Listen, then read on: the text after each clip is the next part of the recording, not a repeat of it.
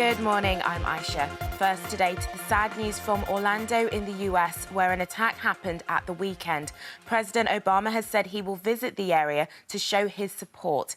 Cities around the world, including London, Brussels, Glasgow, and many more, have been holding tributes to show they care. The attack in the early hours of Sunday morning was the worst mass shooting in recent US history. Some people think rules around guns are to blame. I've been finding out more. Today marks the most deadly shooting in American history.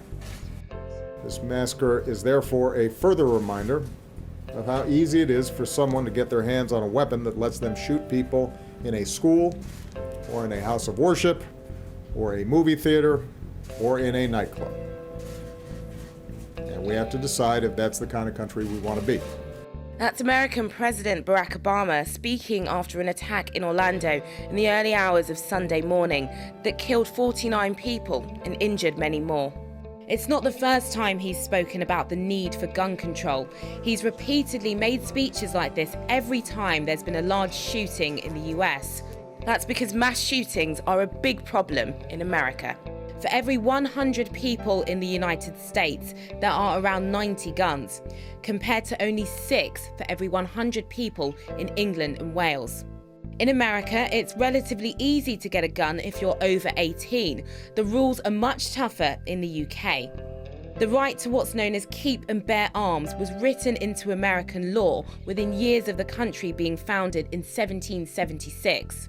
Back then, America didn't have a well-established army or police force, and people felt it was important to have the right to carry a weapon to keep order or in case the country was attacked.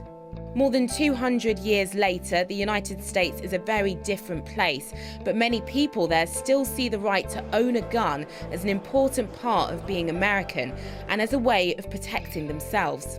They argue that it's not the law that's at fault, but a small number of people who use guns in the wrong way. But others disagree and want the law to change, saying that if fewer people had access to guns, fewer people would be killed.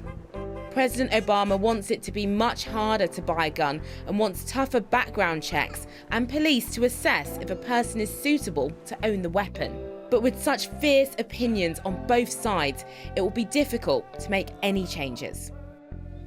Remember, if anything you see in the news upsets you, there's help and advice online.